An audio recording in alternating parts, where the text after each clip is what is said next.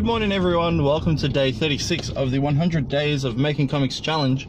My name's Chris. If you didn't know, I'm an artist from Australia, Melbourne, Australia to be specific.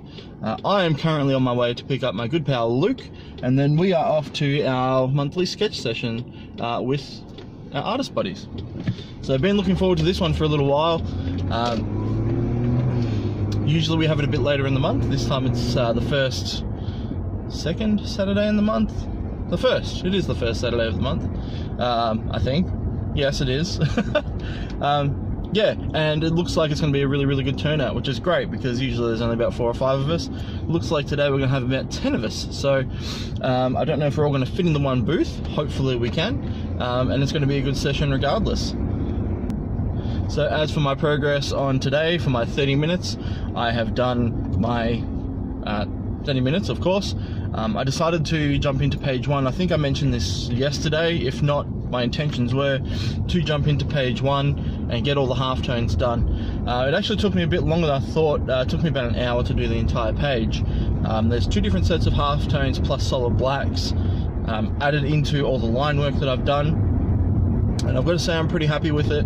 I have sent it to a few friends for some critiquing, some of which I've already gotten back, and things that I might have to change already.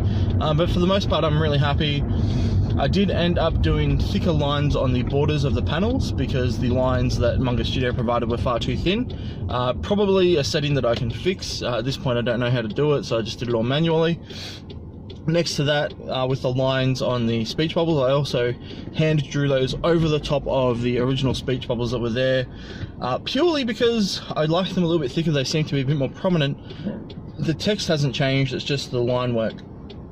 Again, they were just a little bit thin, and that's something I definitely could change. I noticed that when I was actually putting them together. Sorry, as I was saying, I could have done thicker line work when I was originally doing the balloons, but even if I had, they still would have been very sort of perfect lines, whereas I like that more hand-drawn look where you get a bit of line variation. I'm not too heavy in the variation, but a little bit, just to make it look a little more natural. So once that was done, it was almost time to get ready to go out today, but a friend of mine hit me up and he's planning on working on a new comic. I won't name names just yet because he doesn't want to announce it just yet, but he sent me some samples and wanted my brutal honesty, he said.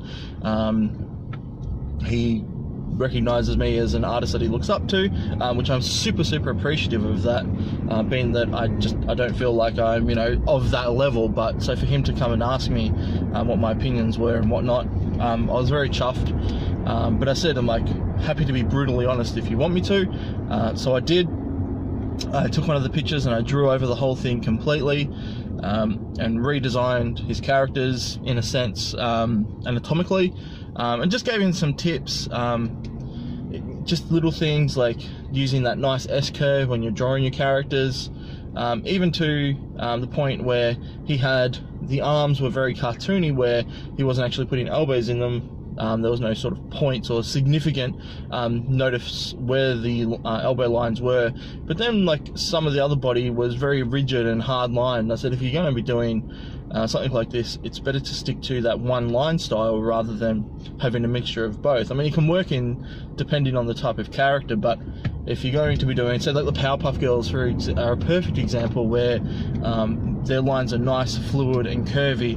They don't have straight edges on them, and it gives them that specific look that they have. So I was trying to sort of convey that idea to him. So hopefully those ideas helped. He was really happy that I actually went to the effort of giving him some real decent critique and doing a proper draw over with decent notes.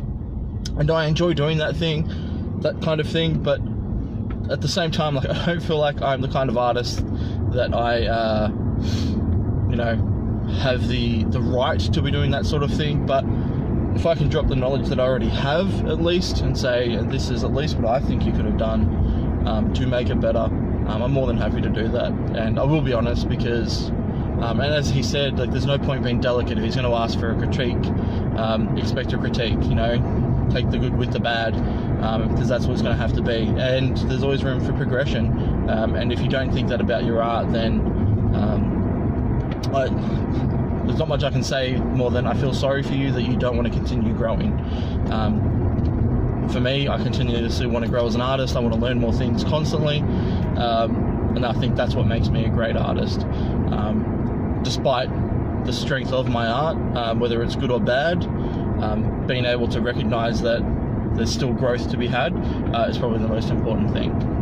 And that goes for any field of art as well, whether it's music, whether it's fine art, whether it's acting, etc., etc. There's always places you can grow, and there's always a reason to continue studying and learning, because if you don't, you're just going to sort of plateau.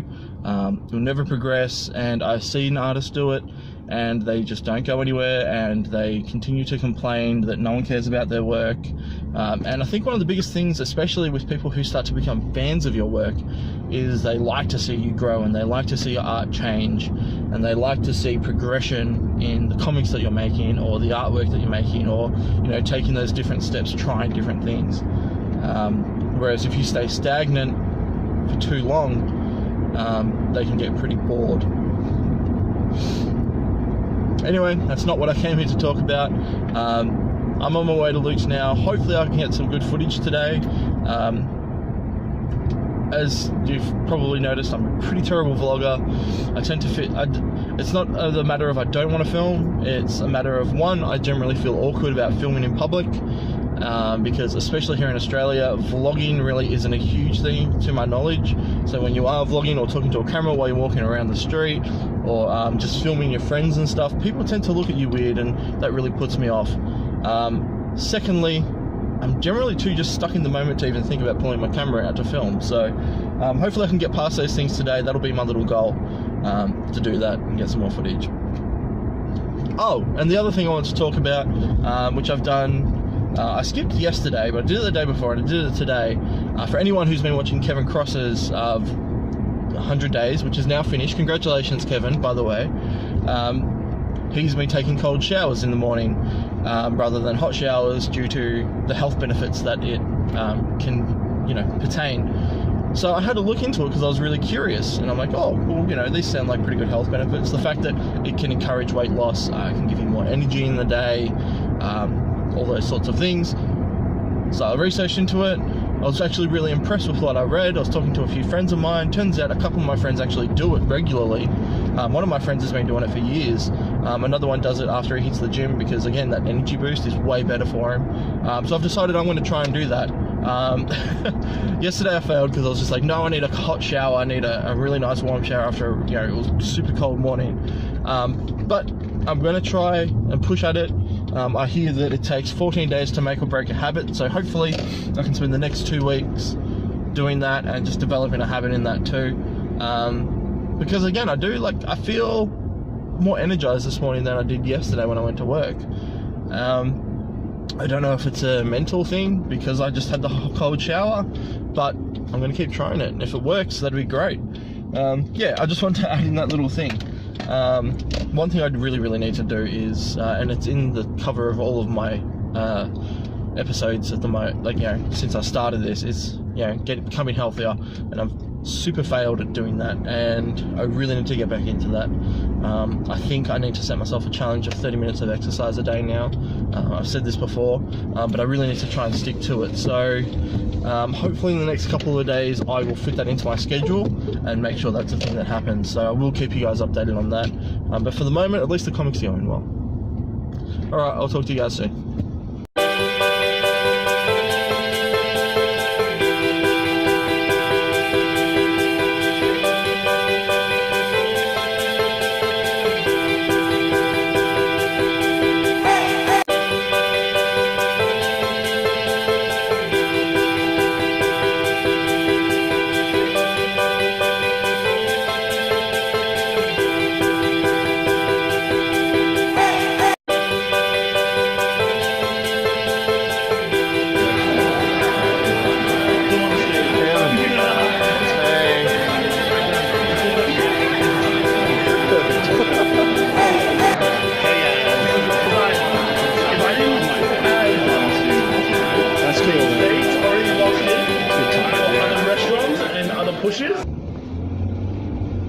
Good morning everyone, welcome to day, I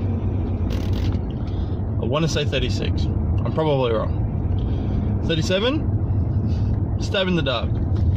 Anyway, I didn't get around to uploading yesterday's video, so you notice this is a double episode today. I'm on my way to work. Yesterday was just a busy day. Did the sketch sessions, got home late. Had to do the bathing of AJ, and then by the time we got done with dinner and all that, I was just pooped. So I just chilled on the couch and decided I'll upload it today. So I'm just going to do a double episode. I'll recap you on yesterday, which was a great day. Probably the best turnout we've had at our sketch sessions for a long time. There was 8 of us there. Got to meet the awesome Darren Yao, who was a really motivational guy. He's a freelance artist who's just said goodbye to freelance and started his own company designing bags for artists. If you ever heard of the Nomad art satchel, this is the guy I'm talking about. So now he's running his own business doing that and no longer doing freelance. Still an artist, of course, but yeah, he's moved away, which is just absolutely fantastic. I couldn't be happier for the guy. So yeah, got to meet him, and then just the regular crew, which was great.